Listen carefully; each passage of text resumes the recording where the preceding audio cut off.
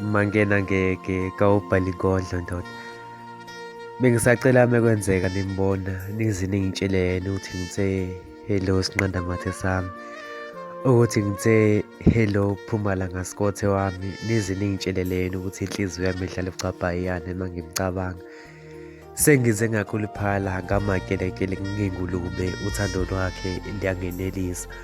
Uma kwenzeka-ke nimbona nize ningikhonzele kuyena. Into sokumele ngiyenzeke nje ukuba ngiyomvulela icala. Phela unecala loyana uyintshontshile inhliziyo yami.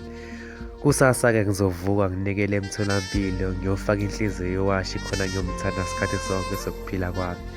Ngisacela uma kwenzeka nimbona nize ningikhonzele kuyena umntakwethu.